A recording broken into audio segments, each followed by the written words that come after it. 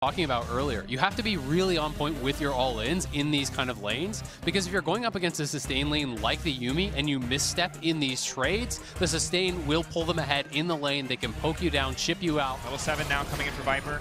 Alongside the cleanse and the flash up and available. It will be difficult to lock him down. Mako very vulnerable, especially if he's not able to proc the aftershock. That said, top lane tower going to fall. 700 gold lead. Now 1,800 in favor. 2K actually in favor of EDG.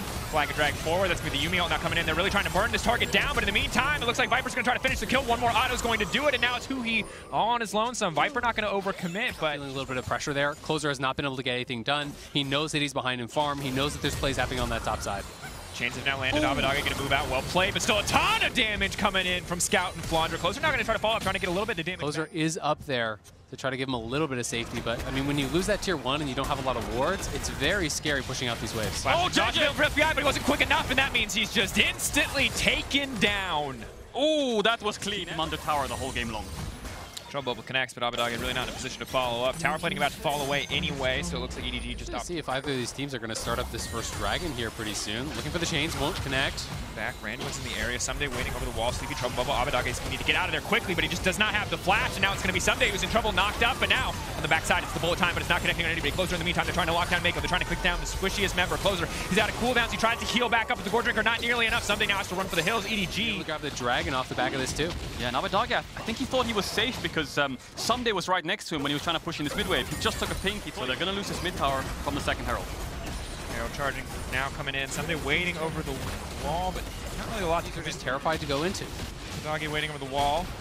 Maybe hoping to catch a Viper here. Big initial damage can come in. Sleepy Trouble Bubble will not connect. Mako can now walk up the tank and just barely skirting the edge there, but now the knockup comes in from Closer. Big bullet time get connected to Mako. Mako gonna take it down with Scout over the wall and right back out. TP into the back line. Flandre now stepping forward. Smoke screen. Waiting on that one. Flandre now backing off. Takes a lot of damage just to TP forward. Scout using the clone to body block to make sure no one else gets caught. Viper just going to take this one alongside JJ uncontested.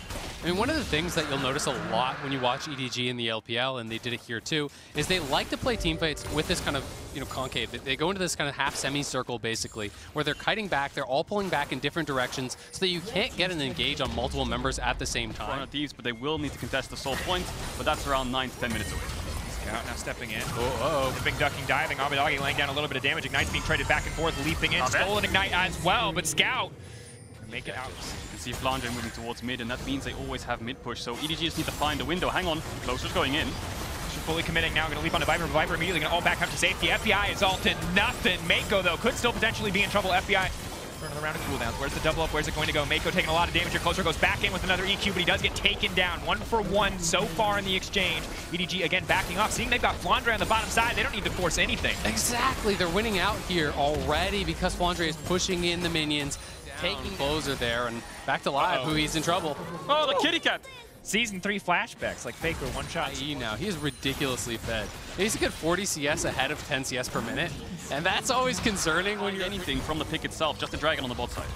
Trouble goes in, zones Flandre away from the fight for a brief moment. Mako could be the one who's in trouble. They're now fully committing onto the Nautilus. Ulti and knockups now coming in. JJ gonna land the kick, but they're waiting on the engage now. Abadage immediately taken out and off to the side. FBI completely isolated, but Closer trying to save the day. FBI not getting hit by the kick. Maybe they can get something done. Huhi now coming in. Someday goes golden, buys a brief moment, but there's just too many members standing. Of EDG, run, Huhi, run! There's nothing here for you. But maybe there is. Huhi, the turn, the 1v1 we've been waiting for. Not enough. JJ with the quadra kill. Massive plays from EDG. Huge team fight kicks off, and Huhi arrives a little bit too late, just gives over a quadra to JJ. Viper lives through that whole fight despite being in the middle of everyone from 100 Thieves. And that fight kicked off in such a funny way because Flandre and JJ were debating running through the bubble. When one found the path, the other decided to follow. And so much of it about just Scout and how he's positioning himself, getting behind 100 Thieves. So as they engage forward, their backline is exposed.